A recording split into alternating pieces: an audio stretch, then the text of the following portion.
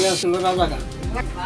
উনি রাজাকার আসলে জায়গায় জায়গায় লুট চলাকালীন সময় মানুষের ডাকাতি করতো। সেই লোক দীর্ঘ 51 বছর পর কিভাবে এই মুক্তিযুদ্ধ সার্টিফিকেট? আগে কোনো মুক্তিযোদ্ধা ছিল না, আগে আছে রাজাকার।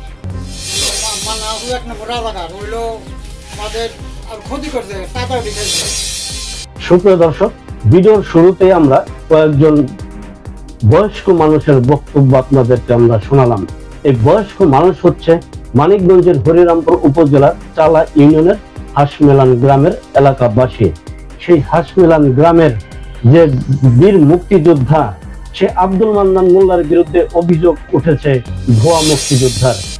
এই আব্দুল মান্নান মোল্লা 2022 সালের এপ্রিল মাসে যে 14 জন বীর মুক্তিযোদ্ধা গ্যাজেটভুক্ত হয়, এর মধ্যে 7 জন জীবিত এবং 7 জন মরণোত্তর। এই জীবিত 7 জনের মধ্যে একজন হচ্ছেন এই আব্দুল মান্নান মোল্লা, যাকে নিয়ে নাকি এলাকাবাসীর অভিযোগ তিনি একজন ভুয়া মুক্তিযোদ্ধা এবং মুক্তিযুদ্ধকালীন সময় তিনি রাজাকার ছিলেন এবং তিনি বিভিন্ন জনের বাড়ি লুটপাট লুণ্ঠন করেছেন, এমন অভিযোগ উঠেছে এলাকাবাসীর পক্ষ থেকে।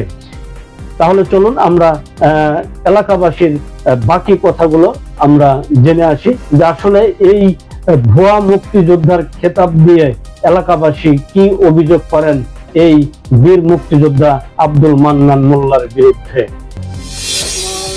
মান্নান উনি আসলে রাজাকার। উনি রাজাকার আসলে জায়গায় জায়গায় লুট করতো। ওই বাড়িঘর হিন্দু বাড়ি জ্বালাইতো, আবার ধরে ধরে নিয়ে কত গেল বাহিনীর কাছে দিত। তখন অন্য আসলে হলো কি ক্যাম্প তো আইছে আন্দোলন করতেছি। ওনারে যে সময় গন্ডগোল হলো তখন ওনারে বিয়ে করে আমি। আমার জানা মতে, মুরব্বীদের কাছে শোনা মতে, উনি ছিল ওই সময় ডাকাত। 71 সালে মানুষের বাড়ি ডাকাতি করত। আর আমার প্রশ্ন হলো যে লোক মুক্তিযোদ্ধা চলাকালীন সময় মানুষের বাড়ি ডাকাতি করতো, সেই লোক দীর্ঘ 51 বছর পর কিভাবে এই মুক্তিযোদ্ধা সার্টিফিকেট পাইল? আর আমি আপনাদের মাধ্যমে একটু বলতে চাই, ওনার সার্টিফিকেটটার জন্য অস্থির বাতিল করা হয়। আর উনি যে এলাকায় সন্ত্রাস রাহাজানি করছে, বিভিন্ন অপকর্মের সাথে উনি জড়িত, এর পাপের প্রায়শ্চিত্ত উনি ভোগ করুন। এটি উনি আগে কোনো মুক্তিযোদ্ধা ছিল না, উনি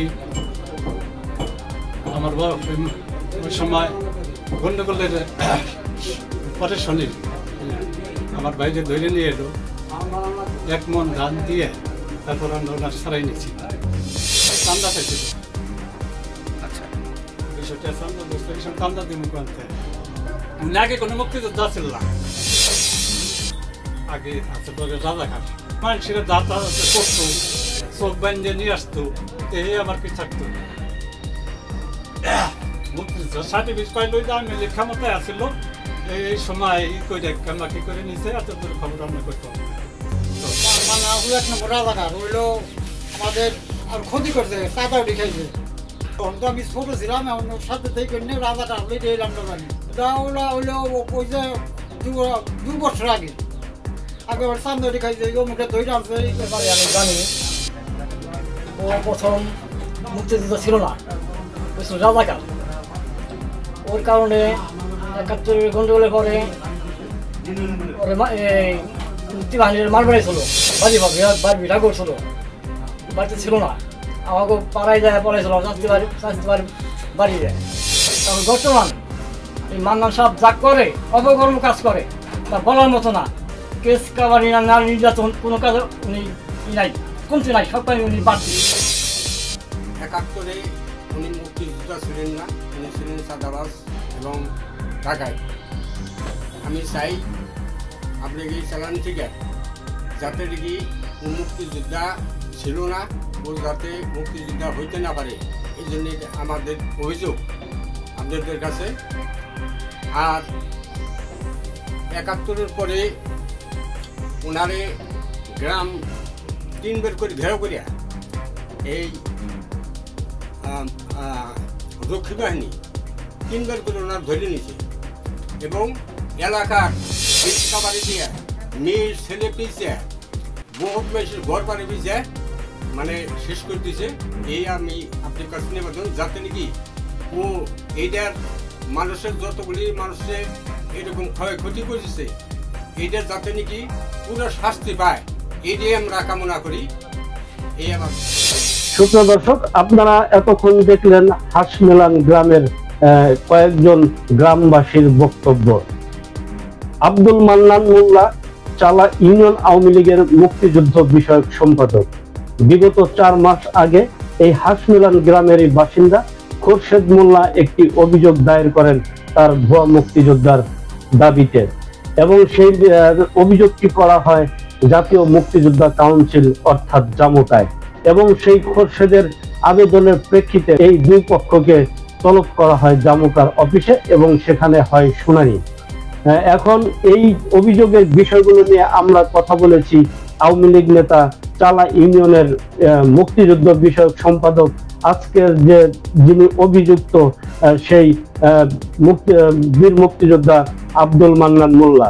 আমরা চলুন শুনে আসি যে আব্দুল মান্নান মোল্লা এই অভিযোগের বিষয়টা নিয়ে তিনি কি বলেন।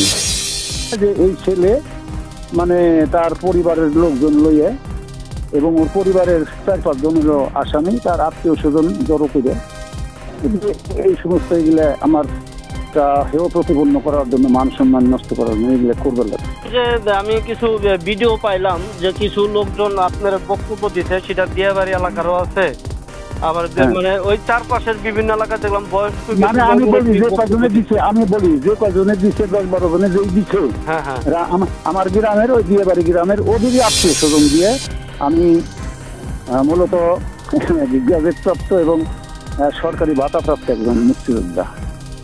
যেমন 1000 লোকে সই দিয়ে একটা মানুষের কিন্তু মুক্তিযোদ্ধা বানাইতে পারবো না, অথচ এরা যে এইগুলা করবার লাগছে বিভিন্ন জায়গায় মানে প্রভাকাণ্ডা ছড়াইতেছে এই বিষয়ে। আমি সর্বপ্রথম মনে করেন যে আমি মুক্তিযুদ্ধে অংশগ্রহণ করছি খলিলপুর প্রাথমিক বিদ্যালয়ে,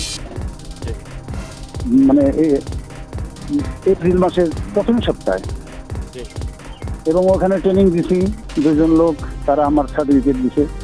পরবর্তীতে যেখানে যেখানে আরো ট্রেনিং দিছি, এর পরবর্তীতে যেখানে যেখানে যুদ্ধ করছি যুদ্ধের প্রমাণ আছে, এবং যে যুদ্ধকালীন যারা কমান্ডার তাদের সবার সার্টিফিকেট আছে, এবং এই বাংলাদেশের যে সশস্ত্র বাহিনীর প্রধান কর্নেল ওসমানের সার্টিফিকেট আছে, এবং ইন্টারভিউর মাধ্যমেই কিন্তু আমার সনদটা হয়েছে বাতাটা। এখন ঘটনা হলে পরে যে এরা যে এগুলো করবার লাগছে বা করবার লাগছে, তাহলে যখন আমি মুক্তিযোদ্ধা হয়েছি বা সনদ, তখন তো এরা করে নাই। অথচ মনে করেন যে এই জমি সংক্রান্ত এই বিষয়গুলো নিয়ে, এবং ওরা জুলাইয়ের আন্দোলনে দেখেন শুধু খালি আমার বিরুদ্ধে এইগুলোই করে নাই, জুলাইয়ের আন্দোলনে আমার বাড়িও কিন্তু। দর্শক, এতক্ষণ আমরা শুনলাম সেই বীর মুক্তিযোদ্ধা, চালা ইউনিয়ন আওয়ামী লীগের মুক্তিযুদ্ধ বিষয়ক সম্পাদক আব্দুল মান্নান মোল্লার কথা। এরপরে আমরা যোগাযোগ করেছি হরিরামপুর মুক্তিযোদ্ধা সংসদের সাবেক ডেপুটি কমান্ডার মোহাম্মদ সোহাব হোসেনের সাথে। সোহাব হোসেন আমাদেরকে যেটা জানিয়েছেন যে 2022 সালের এপ্রিল মাসে যে 14 জন মুক্তিযোদ্ধার গ্যাজেটভুক্ত হয়েছে, সেই 14 জন মুক্তিযোদ্ধার মধ্যে তিনি মাত্র 3 জনকে চিনেন এবং 3 জনকে তিনি জেনুইন মুক্তিযোদ্ধা হিসেবে মন্তব্য করেন। চলুন তাহলে আমরা এবার সেই মুক্তিযোদ্ধা সংসদের ডেপুটি কমান্ডার সোহাব হোসেনের কথাগুলো শুনে আসি। হাঁসমেলানের আব্দুল মান্নান মোল্লা, ওনার বিরুদ্ধে জামুকায় একটা অভিযোগ আছে লিখিত, এবং এটা নিয়ে তদন্ত চলতেছে। এলাকাবাসী বিভিন্ন ধরনের অভিযোগ দিতেছে, সে নাকি ভুয়া মুক্তিযোদ্ধা, মুক্তিযুদ্ধকালীন সময় সে নাকি রাজাকার ছিল, বিভিন্ন জনের বাড়ি লুটপাটও করছে, এরকম এলাকাবাসীর অভিযোগ। তো এই বিষয়টা সম্পর্কে ওনার সম্পর্কে আসলে আপনারা কি জানেন?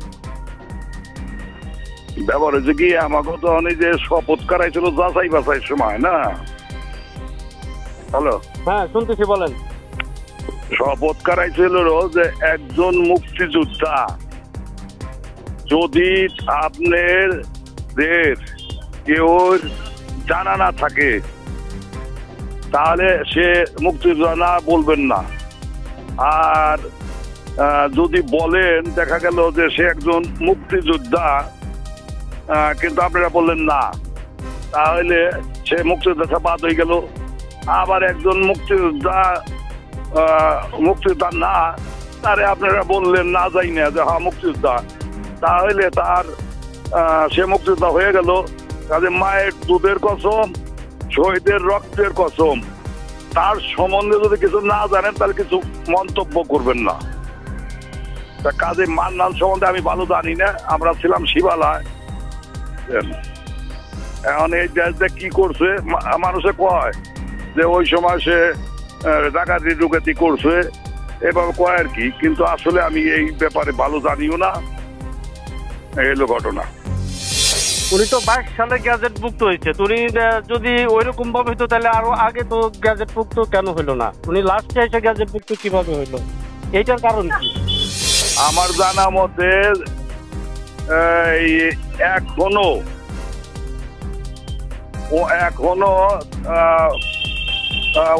60 জন জিনুইন মুক্তিযোদ্ধা বাদ আছে এবং তারা ভারত থেকে ট্রেনিং করে আইছে, অথচ তারাও বাদ আছে। কাজেই কি কুমার এরম ওই 22 সালে যেমন গ্যাজেট হয়েছে অনিল হালদার, হ্যাঁ আমার জানা মতে সে মুক্তিযোদ্ধা ভারত গেছিল।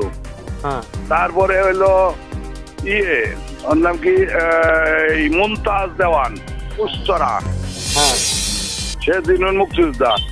আর এটা হচ্ছে সুদলহরি খোরশেদ, সে দিনুইন মুক্তিযোদ্ধা। এই কটার সম্বন্ধে আমি জানলাম, এটা কইতে পারলাম, কিন্তু ওর সম্বন্ধে আমি জানিও না। কাজে এটা হাও কম না, আমি নাও কম না। সুপ্রিয় দর্শক, আমরা ডেপুটি কমান্ডার সোহরাব হোসেনের বক্তব্য শুনলাম। এই অভিযোগের বিষয়ে জামুকাতে যে আসলে শুনানি হয়েছে, সেই শুনানির এখন পর্যন্ত কিন্তু কোনো ফলাফল কোনো পক্ষকে আসলে জানানো হয়নি। তারা বিষয়টিকে তদন্ত করে দেখছেন। আমরা চাই যে আসলে সুষ্ঠু একটা তদন্তের মধ্য দিয়ে যেন কোনো নিরীহ ব্যক্তি যেন ক্ষতিগ্রস্ত না হয় এবং কোনো ভুয়া মুক্তিযোদ্ধা যেন এই সরকারি কোষাগার থেকে অবৈধভাবে যেন কোনো অর্থ নিতে না পারে, আমাদের সেই প্রত্যাশাই থাকবে। এবং আমরা প্রত্যাশা করব এখন পর্যন্ত জেনুইন মুক্তিযোদ্ধা, নিরীহ লোক যারা নাকি অভাব অনটনের মধ্যে দিনাপত্তি করছে, অনেকেই দেখা গেছে যে মানুষের দ্বারে দ্বারে ঘুরে বেড়াচ্ছে কয়টা ডাল ভাতের জন্য। এরকম মুক্তিযোদ্ধা যারা আছে, প্রকৃত মুক্তিযোদ্ধা যারা আছে, তাদেরকে খুঁজে বের করে, তাদেরকে শনাক্তকরণ করে, তাদেরকে যেন অনতিবিলম্বে এই গ্যাজেটভুক্ত করে তাদের রাষ্ট্রীয় মর্যাদায়, মুক্তিযোদ্ধার মর্যাদায় ভূষিত করা হয়, আমাদের সেই প্রত্যাশাই থাকবে।